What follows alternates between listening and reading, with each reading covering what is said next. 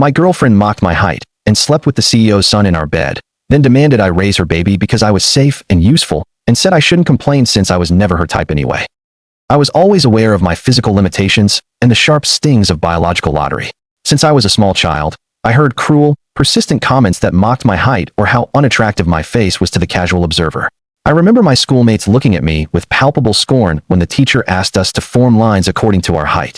I, without fail, was always in the shortest section, forced to endure hearing giggles, whispers, and cutting jokes that mentioned how easy it would be to get lost in a crowded room. To this was added a face that, according to the brutal hierarchy of youth, did not attract anyone's attention. I had common features, nothing of a square, chiseled jaw worthy of a fashion model, nor bright and seductive eyes. I was simply me, a rather nondescript boy who wished for nothing more than to go unnoticed and escape the weight of observation. In my early years, this environment made me extremely self-conscious, as if my existence were an apology. I resigned myself to the crushing idea that it would be hard for me to ever approach the girls I liked with any shred of confidence. And most of the time, I hid behind self-defense jokes or avoided any opportunity to flirt so as not to be rejected by a world that seemed to prize skin-deep perfection. But over time, as the seasons changed and I matured, I realized that there was another facet of me that was extremely valuable: my intelligence. Since school, my teachers noticed how quickly I learned and my natural, fluid ease in solving mathematical problems, understanding complicated readings, or formulating clear, persuasive arguments. It did not matter if I was not attractive in the conventional or commercial sense. At least I had the inherent ability to stand out academically in a way the popular kids never could. I learned to take refuge in the sanctuary of books, in the deep curiosity that all kinds of knowledge awakened in me, and I polished my mind as if it were a secret weapon being forged in the dark. While the popular boys paraded their charisma and athletic appearance before the girls, I locked myself in the cold silence of the library to study, to solve complex equations, or to devise ambitious projects that would allow me to escape the routine, limited life of my hometown. That silent, grueling discipline allowed me over the years to become an outstanding student and later to get prestigious scholarships to university. That is how I climbed the ladder of social mobility. I did not need to steal glances with my physical presence if I could make powerful people take me seriously for my brain and my unyielding determination. I got my first formal job in a leading technology company right after finishing my degree, stepping into a world where data was king. I started as a data analyst, a position that allowed me to showcase my uncanny ability with numbers and systems. Even so, in professional meetings, insidious comments always appeared when they saw me in person for the first time, as if they expected a giant. My colleagues would say in a low, mocking voice, thinking I could not hear them, that I did not have the look of the typical successful, high-powered professional. But when they saw the undeniable results of my work, they changed their tone to one of begrudging respect, although there was always someone who would throw in with a hint of mockery. It does not matter how he looks. With the head he has, he will go far. And in part, I did exactly that. Years passed in a blur of spreadsheets and strategy. I trained. I was promoted to positions of significant responsibility, and little by little, I gathered enough experience to jump to larger, more influential corporations. Always in fields related to data, strategic planning, or the management of software and finance teams, I became that indispensable professional that top companies wanted to hire for their most ambitious projects. What started as a simple analyst position transformed into a director capable of making critical, high-stakes decisions. Still, in my late 30s, I did not stand out physically, and I had already accepted the idea that appearance was not my strong suit in this life. My social life was not too exciting or vibrant. I had dated a few women, but honestly, I never managed to establish a serious, lasting relationship. The idea of opening up too much and being rejected for my appearance terrified me like a ghost from my past. Yes, I had a couple of relationships, but they ended up breaking down due to a lack of emotional connection or the persistent mistrust that accompanied me like a shadow. I preferred in my heart of hearts to lock myself in the total security of my work and the respect I was shown there for my intellect, rather than expose myself to rejection or mockery in the treacherous sentimental sphere. However, one day everything changed in a way I could never have anticipated.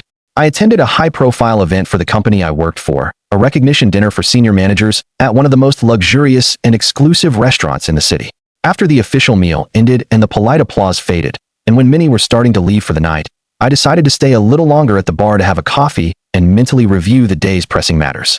Suddenly, the restaurant door opened with a flourish, and a woman entered who, at first glance, broke with any definition of beauty one could have in mind. She was tall, blonde, with light, piercing eyes, a sculptural figure, and features so harmonious that she looked like she was taken from a high-fashion magazine cover. The atmosphere was permeated with her magnetic presence. I immediately noticed that the men turned their heads towards her with naked admiration, and the few women present looked at her with some sharp envy. It was inevitable to look at her, and in doing so, I felt a knot of anxiety and desire in my stomach. She was like that kind of woman who, in theory, would never notice someone like me in a million years. Surely any man in the place would have approached her if he had the slightest opportunity or ounce of courage. In fact, I saw her settle at a table and order a glass of expensive wine. For several minutes, I watched her discreetly, trying to convince myself that it was useless to approach, but something strange pushed me to do it.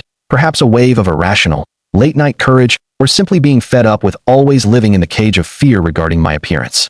I left my coffee half finished, got up, and walked to her table with a racing heart. She looked up with a somewhat haughty, bored gesture, perhaps expecting to see the typical athletic heartthrob who would ask her out with some exhausted cliché phrase. But instead, she found me, a subject under 1.70 m with common features, wearing a suit that, despite being expensive, did not look good on my non-athletic figure. She looked at me without much interest and said, "Yes?" I felt an instant, burning blush, but I did not back down. I asked her if I could sit down if she was not waiting for anyone. She answered with a certain disdain that she had the night off and was alone. I took a chance and sat down next to her, calling the waiter to order a glass of wine similar to hers. That is how it all began, a collision of two vastly different worlds. At first, she maintained a reserved, almost icy attitude, perhaps wondering what a man of my appearance was doing trying to strike up a conversation with her. However, I brought out my well-honed conversational skills. I asked her about her tastes, her favorite movies, her profession, which turned out to be something related to the fast-paced fashion world. When I told her that I worked in the corporate world and managed projects of great relevance, I piqued her curiosity. I told her funny, self-deprecating anecdotes from some meetings and work trips, and I also showed a subtle, intelligent humor, commenting on certain picturesque situations I had experienced. Little by little, she began to laugh, she relaxed her posture, and even shed some of that distant, untouchable air. The conversation flowed for hours until the restaurant lights began to dim, signaling closing time to the remaining guests. Without thinking twice, I proposed extending the night at another place, perhaps a nearby bar. I was surprised and elated when she accepted without hesitation. We walked a bit on the sidewalk, joking about how late it was and how difficult it would be to find another place open in this part of town. Finally, we found a bar that closed late and ordered something light to eat along with a couple of strong drinks. We continued the conversation, increasingly comfortable with each other's presence. My mind could not believe what was happening in real time. It was like a dream to feel that connection with such a dazzling woman, and at the same time to discover that we had topics of conversation that made us both laugh sincerely. At the end of that magical night, I walked her to her taxi and dared to ask for her phone number. She, with a half smile that lit up the street, gave me a piece of paper with her digits and said, "Call me." I had a good time. I stood there static on the sidewalk, feeling a euphoria I did not remember ever having experienced before. I watched her leave into the night and went back to my apartment, wondering if that had really happened or if it was a hallucination of my loneliness. The following weeks were a dizzying succession of dates, phone conversations that lasted until the early morning, dinners at hidden gems, and walks where I discovered more about her life. Her name was Natalia. According to what she told me, she had modeled for a while and worked on some small runways in Europe. Currently, she was dedicated to promoting luxury brands at exclusive events. Her daily life revolved around meetings with designers, fashion presentations, and encounters with very superficial people, as she herself admitted. What surprised me most was that within her environment, she seemed like an unattainable goddess, and yet, there she was giving me some of her precious time. She insisted that she was fascinated by the way I spoke, how interesting she found the business world, something she had not explored. It is true that I noticed a certain condescension at times, as if she marveled that someone like me, of average appearance or less, could have a high-powered managerial position and lead such a solvent life. But in those days of incipient romanticism, I did not take it as something negative or as a warning sign. Soon the time came to make it official, at least from my perspective of being a man in love. In a particularly emotional encounter at an expensive restaurant where I reserved a table with candles and soft music, I asked Natalia to be my official partner. She was delighted and accepted with a kiss, which filled me with a dangerous joy. Suddenly, I found myself introducing her to my closest colleagues and friends. Every time she appeared by my side, the effect I had imagined occurred with mathematical precision. Everyone turned to look with admiration or total astonishment. They asked me in private how I had managed to win over someone so clearly out of my league. I confessed to myself that this fed my ego in a way I had never experienced. It made me feel like a winner, a guy who did not need to look like a model to be with a stunning woman. I could not deny that this status influenced my decision to move forward, as it gave me a different social standing, and she, for her part, seemed to like the fact that in my professional field, I was someone important with an influential position and good income to afford the luxury she craved. However, As the months went by and the honeymoon phase faded, unsettling details began to surface. Natalia made cruel comments about my height, about my build, about how funny I looked in certain types of clothes. She said it with laughter, as if it were a playful joke, but something in her tone was sharp and hurtful to me. At first, I let it pass because I was deeply in love, hypnotized by her physical presence and the affection she showed me in other ways. Besides, she compensated for those jabs with displays of affection and by apologizing if I looked genuinely upset. So, the routine continued. I became more and more dependent on her approval and her beauty. She often became capricious, requesting expensive designer gifts, weekend trips to luxurious international destinations, and dinners at the most expensive places. My bank account held up, and I let myself be carried away, believing I was doing it for love. I told myself that, after all, I could afford it thanks to my high salary, and if that made her happy, there was no problem. A day came when the company organized a high-profile meeting for the directors and their companions. I decided to attend with Natalia, proud to introduce her to my superiors as my partner. At the cocktail party, everyone was delighted with her beauty. They saw her as so stunning that I was showered with congratulations and comments like, "Wow, you had an ace up your sleeve. You surprise us with this wonderful companion." It was impossible not to feel a stinging vanity, until I realized that in a corner of the room, Natalia was talking with one of the new corporate officers, a tall, athletic young man with perfect features, the son of one of the company's owners. His name was Matthias. It was rumored that he had the position in the company basically due to his father's blatant nepotism, but that he was also very ambitious and predatory. I saw him approach Natalia, and while I was talking with other executives, I noticed them laughing together with a familiarity that stung. Out of the corner of my eye, I watched as he leaned towards her with confidence, placing a hand on the wall near her head in a seductive pose. I tried to maintain my professional composure, but I felt a sharp pang of jealousy and unease. As soon as I had a free moment, I approached with a forced smile and greeted Matthias. He looked at me condescendingly, with that attitude of, "I am younger, more handsome, and heir to the company." There was something in the way he looked at me that made me feel small and uncomfortable. I asked Natalia if everything was all right. She let out a small laugh and replied, "Of course, honey. We were talking about fashion and he was telling me about some vacation plans he has." Matthias said goodbye with a "See you, gorgeous," addressing her without barely looking at me. Obviously, he was not a man who felt an ounce of respect for me. I downplayed its importance for the moment, even if an alarm started to grow loudly inside me. Upon arriving home, I spoke with Natalia about my jealousy and asked her if Matthias had made her uncomfortable in any way. She looked at me with annoyance and retorted that no, I was exaggerating, and that I had left her alone for a good while I chatted with the bosses. "What did you want? That I stay in a corner without talking to anyone? It was your fault for not paying attention," she snapped with a coldness that threw me off. But I, in my role as a man hopelessly attracted to a beautiful woman, ended up apologizing and accepting that maybe I had stepped away for too long during the evening. Things continued on a worrying, downward course. Natalia changed the way she treated me. She became increasingly disdainful. She gave me nicknames that alluded to my short stature in front of others. She insinuated that I did not have a sufficiently imposing masculine physique to protect her.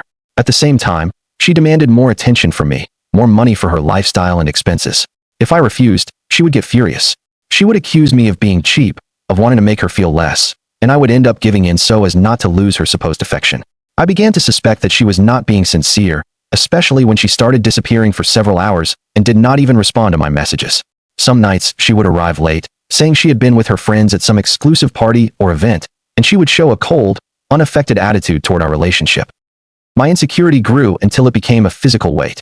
I remembered my childhood, the teasing from my classmates, the girls who rejected my dance invitations with hurtful comments, and now it seemed that the past was returning to humiliate me again through the person I loved most. But in my mind, I was afraid to face reality. The days passed, and the situation became unbearable, although I continued to deny the truth until one day I arrived at my apartment, where Natalia had moved in a few months earlier, and I noticed something strange. It was 9 o'clock in the evening. I returned earlier than usual because the meeting at the office had been canceled unexpectedly. I opened the door and heard unusual noises coming from our bedroom. My heart accelerated. I walked in silence, trembling, and I found the scene I had secretly feared. Natalia was in my bed with Matthias, that young corporate officer. I was paralyzed, not knowing what to say. My first reaction was to be stunned, almost in shock, unable to scream or make a scene as would perhaps have been normal for a man. I simply stepped back a little and sat on the living room sofa, feeling my chest tighten until it hurt. Matthias, with a cynical, bored attitude, dressed calmly, gave me a mocking look, and left without bothering to apologize or even acknowledge the magnitude of what he had done. After a few minutes, Natalia, wrapped in a silk robe I had bought her, approached me with an expression that was a mix of annoyed and defiant. She said, "You have realized, right? Well, that is how things are. I am not going to stop seeing Matthias. He is a man who attracts me and with whom I enjoy myself physically much more than with you. But I do not want to break up with you because I also get other benefits. You give me economic stability and a certain status in your executive circles." Understood. I swallowed hard, the taste of betrayal bitter in my mouth. My mind could not process what I was hearing. She continued with a heart of stone. "Look at you. You do not even complain. You know you do not meet the physical standards for someone like me. Who are you trying to fool? You have the advantage of money and intelligence, but even that is not enough to keep me in the intimate sphere. So get used to the idea. I want to stay here, take advantage of what you offer me, and do not come to me with jealousy scenes because I am not going to give up Matthias." I was speechless, broken inside, and she ended the discussion with "I am going to sleep. Do whatever you want tonight." The image of my childhood stuck in my head, the mockery, the humiliation for my physique, the loneliness. I saw myself there nullified, with a lump in my throat, and tears flowed uncontrollably. I stayed on the sofa all night, crying like a child. When it was dawning, I left without saying goodbye. I went to the office so as not to run into her. The prospect of facing her made me nauseous. On the way driving, painful memories of every rejection, of every taunt, flooded my mind, all concentrated in those last hours of betrayal. I thought about quitting the company, disappearing, running away. But when I arrived at the corporate building, I met Matthias's sneering gaze in the hallways. The guy gave me a smug smile, sure that I would do nothing because he was who he was and I was who I was. That curiously awakened something in me, rage, wounded dignity. I knew in that instant that I would not allow any more humiliation, that I would not stand by with my arms crossed while they laughed at me. Suddenly, I felt an impulse to fight, not physically, but with the weapons I mastered best, my brain and my access to information. I had a friend in the software department, an engineer who controlled many of the internal systems, emails, and databases of the company. His name was Ricardo. He could not stand Matthias for his arrogance, and for the way he sometimes assigned him tasks dismissively, as if he were a servant. I vaguely told him that I needed to know if Matthias was doing something shady within the corporation, and I asked him to check if there were any suspicious emails or records. Ricardo, with a glint of complicity, agreed without hesitation. He told me he would snoop around the cloud backups because he suspected that Matthias deleted certain strange communications he didn't want the board to see. At the same time, I distanced myself from Natalia. At home, I adopted a routine of arriving late, of sleeping in a small guest room that we barely used to store things.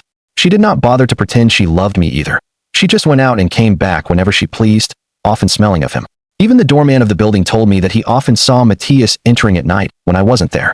I was not surprised. I just nodded with a sour expression. Internally, I was feeding my plan of total exposure. I wanted to discover something that would allow me to unmask that guy and in the process free myself from all the oppression that was suffocating me. A couple of weeks later, Ricardo called me to my office, looking excited. He said he had found pure gold, files of Matthias's emails, deleted from the inbox and the trash, that showed a series of very suspicious financial maneuvers. My friend could not believe what he was seeing. It seemed that Matthias was committing a huge fraud behind the backs of the board of directors and even his own father, who chaired the company. Apparently, he used his privileged position to redirect funds from certain projects to private accounts he thought were hidden. Ricardo gave me all the emails and documents. I sat with him to review them in detail, and we confirmed that it was a serious enough case for Matthias to face justice. I asked Ricardo to print everything and save it on a secure USB. That night, I locked myself in the office until dawn, cross-referencing data and information. My conclusion was clear. Matthias was a fraudster who sooner or later would ruin the company if action was not taken. I then contacted a colleague from the finance area, someone I trusted to corroborate the bank movements mentioned in those emails. He, after reviewing the database, confirmed to me that there was a significant accounting gap that had no explanation. The board of directors had not noticed because Matthias handled the matter with a certain camouflage and because he had the moral protection of being the boss's son. My colleague got scared. He asked me if I planned to report him. I told him not to be afraid, that I was not going to implicate innocent employees, but that this could not continue. A month later, the quarterly board meeting arrived where each area presented its progress report, and the presence of the president and his main advisors was also planned. I kept my discovery secret until that day, aware that it would be a bombshell for the entire organization. Matthias went first as usual, showing a presentation with wonderful graphs and projections of success. The directors congratulated him. They said he was a prodigy, the natural successor to his father's legacy. It was my turn to present later. When my turn came, I began with the routine information from my department. But towards the end, I warned with a firm, steady voice that I had to make an important announcement related to suspicious activities that affected the company's budget. I could see Matthias turn a little pale in his seat. The rest of the room tensed. Then I turned on the screen and showed the emails, the transfers, and the evidence of the fraud. A dead silence fell over the room. Matthias's own father, the president, turned livid. He listened to me with a face full of shame and disbelief. To top it off, I presented the exact figures, pointing out how much money had been diverted. When I finished, I closed the folder and said, "This is extremely serious. No one knew about these operations, but there is the evidence. I am sorry to bring such bad news, but my duty is to the company." There was a murmur of panic in the room. The president stood up and took his son by the arm, taking him away to speak in private. The board of directors was in shock. Several executives agreed with me, assuring that Matthias's conduct was unacceptable and that without a doubt it warranted a formal investigation, possibly criminal charges. I, feigning serenity, put away my material, but inside I felt a mixture of relief and deep satisfaction. I had finally done something that in passing freed me from that personal humiliation. I had attacked Matthias with my best weapons: logic, data, and evidence. After a few minutes, the president came out with his son, head down. He apologized, saying he needed time to analyze everything, and left with him. They did not even return to finish the meeting. The board, dismayed, concluded that they should proceed with an audit and that it was very likely that lawsuits would be filed. They thanked me for my diligence and asked me to cooperate with the documentation. In the following days, it was a resounding triumph without needing to hit or scream. That afternoon, I went home with the certainty that Matthias would have to be held accountable and that I would probably see him face justice for his scam. When I arrived at my apartment, I found Natalia in the living room sitting with a frown. She told me coldly, "We need to talk." I took a deep breath, ready for whatever game she was playing. She dropped the news on me. "I am pregnant." I stood motionless, not knowing how to react, until I added, "And are you sure it is mine?" She looked at me with an expression that was difficult to describe, perhaps of rage or bewilderment at my lack of emotion. I said, "Because honestly, you have been with Matthias for a long time. You have not even bothered to hide it." She stood up, raising her voice in that old, defiant way. "Well, I guess it does not matter whose it is. You are my official partner, so you have to accept it and raise it." I was frozen. Her argument was as absurd as it was cruel.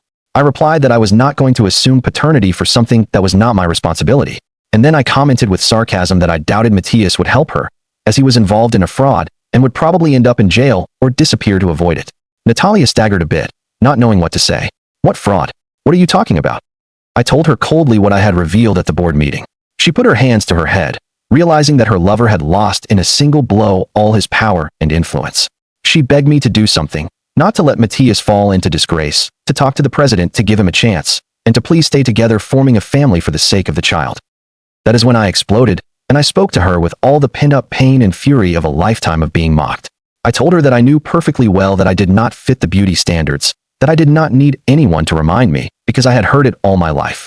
But I also yelled at her that this did not give her the right to humiliate me, to manipulate me with her physique, to despise my feelings, and to laugh at me by sleeping with Matthias in my own bed, that I was sick of people thinking they could trample on my dignity just because I am not 1.90 m tall or have the face of a famous actor. She begged me to calm down, but I did not stop. "Do you think you can come back now, crying, just because your Prince Charming sank? You are empty inside. The only thing that sustained you was your beauty. And one day that beauty will go and you will be left with nothing."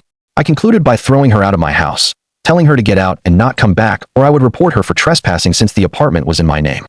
Natalia left in a fury, yelling that I would regret it, that I had not seen her last move. I felt in that instant strangely free, even with the pain of recognizing that all the love I thought I received was a lie or that I myself had been deceived. The following nights, I slept better without the tension of seeing her enter with her haughtiness and her disdain for my existence. I returned to my routine with determination. A few weeks later, my ex-girlfriend tried to sue me to force me to fulfill my fatherly obligations. However, my team of lawyers proved that legally there was no way to proceed without a DNA test. After some time, the baby was born, and when the test was done, the obvious was confirmed: I did not share its genes. Natalia was left with no arguments for her lawsuit. She sought me out again, crying, saying that Matthias had disappeared after the criminal investigation and that she was alone and could not support the baby. She begged me to help her, to remember our time together. I was blunt in my response, that I was not interested in her situation, that she had chosen her path, and I was not going to bear consequences that were not mine. I closed the door in her face. The internal investigation against Matthias was carried out, and a massive scandal erupted in the company. His father, the president, had to temporarily retire in shame, and he faced legal charges with the evidence provided. There was a strong commotion on the board. I became overnight the person who had saved the company from a huge embezzlement. I received praise from all sides as well as an increase in my responsibilities. Finally, they offered me to become a partner in the company with a minority but significant stake. It was a milestone in my career. Paradoxically, that promotion coincided with my most bitter moment on a sentimental level, but it gave me the strength to move forward. At the same time, I decided to take my own physical and emotional well-being more seriously. I joined a gym on the recommendation of a colleague who had been training for years. At first, I felt uncomfortable, surrounded by athletic people, but I made an effort. I hired a personal trainer, followed his routines with discipline, and after a few months, I noticed changes. I did not become a giant or a model, but I did gain some muscle tone and posture. I felt stronger, and my height or my features ceased to be my only visible trait. In addition, I adopted a healthier diet and learned to buy clothes that enhance my strengths. I discovered with pleasant surprise that a good haircut and a suitable style could drastically improve my overall appearance. Above all, my confidence grew when I looked in the mirror. My professional progress was noticeable. Now I had the task of supervising several areas, and my name was mentioned in business newspapers as one of the new directors to watch. The board congratulated me on my loyalty to the company. Sometimes at the cocktail parties where I had to represent the corporation, the time when I was terrified to talk to women came to my memory. I realized that now, although my physique was far from that of a heartthrob, I radiated a confidence that many people found attractive. I did not need a beauty trophy on my arm to feel valuable. I had learned after the hard experience with Natalia that appearances are just a fleeting wrapper, and that I was not willing to sacrifice my dignity for a pretty face. Later, I learned that Matthias was still in a judicial process, and that he would probably end up paying with jail time or a large financial compensation. Natalia, meanwhile, had moved to a less affluent neighborhood where she lived with her baby and without real support. From time to time, someone would tell me that they had seen her, that she asked about me or hinted if I could lend her a hand. My answer was always the same: to leave me alone. I had nothing to talk to her about. I no longer felt resentment, but a kind of indifference. I had closed that chapter. Meanwhile, in the company, things changed quite a bit. A new president was appointed to replace Matthias's father, and part of the board was reformed with more rigorous people. I was given a larger office, a team of analysts, and a salary according to my new status as a minority partner. One day, upon seeing my name on the door, I remembered that boy who felt unable to hold a girl's gaze without blushing for fear of rejection, of that teenager who ran to the library so as not to see how the girls ignored him at the dances. I smiled to myself, confirming that if I had learned anything, it was that perseverance and intelligence can open doors impossible to imagine. But even more importantly, that personal dignity is not negotiated for a little attention or a fleeting pleasure. The specialized press recognized my work in saving the corporation from $1 million embezzlement. They did some interviews with me where, with modesty, I explained that my intention was never to seek fame, but to protect the interests of the company. My colleagues applauded me and no longer made hurtful comments about my appearance. I think that in some way I also looked different with my head held high, proud of my achievements, and aware that no one would trample on me again. As the months passed, my life stabilized. I would get up early to train a little, check emails, attend meetings, promote new projects. I no longer needed to carry a trophy on my arm to impress others. If I met someone, it was on the basis of a more genuine treatment without the pressure of believing that I had to pay a fortune to retain their affection. Of course, I still met superficial people who were surprised by my position or my success, seeing my appearance and thinking, "He is the main partner of that area? Wow." But far from being offended, I did not care. I learned that I do not need to fit the stereotype to be capable, nor to earn respect with muscles or perfect features. However, I did maintain my discipline of personal care because I like to feel healthy and project a neat and confident image in the hallways of the company. From time to time, the murmur of what happened with Natalia would arise. Some said that she had cheated on me for a guy with money and a spectacular physique, and that she was later involved in scandals. Others asked me about Matthias and his whereabouts. I just answered that everyone bears their own consequences. I avoided the details. The official version was enough. The truth is that, in the long run, I began to realize that I did not have to take revenge anymore or gloat in the misfortune of others. Exposing the truth to the board was enough to vindicate my value and protect the company. The experience, despite being painful, taught me the lesson that one must have the courage to face humiliation, not to underestimate oneself or believe that one deserves mistreatment. My Sunday afternoons became a space of peace. I usually sit on the terrace of my apartment, now decorated in a minimalist style that reflects my taste for simplicity. I relax, I drink an iced tea, and I watch the sky. I think about the paths that led me here. There are days when a certain sadness still invades me when I remember the moments when, because of my appearance, I was hurt and belittled. But at the same time, it fills me with pride to know that I did not give up, that ridicule did not define me, and that today I live with my head held high. I do not pretend to become an arrogant man, just someone who knows his worth and who does not tolerate being trampled on. If I will fall in love again, it may be, but no longer with the desperation of someone who thinks there will be no other chance, nor with the naivety of believing that I must give up my dignity to keep someone by my side. If I am to share my life, it will be with a person who loves me for who I am in my entirety, who values my intelligence and my ability to love, and does not focus on whether I am tall or short, handsome or ugly, or if I have a lot of money, and of course, who respects my feelings. Now, with the lesson learned, I prefer to be alone than to allow myself to be used as a walking ATM. In my professional life, I trust in continuing to grow, perhaps investing in new projects, expanding my horizons. I feel that my life is just beginning with experience under my belt and the weight of the taunts turned into inner strength.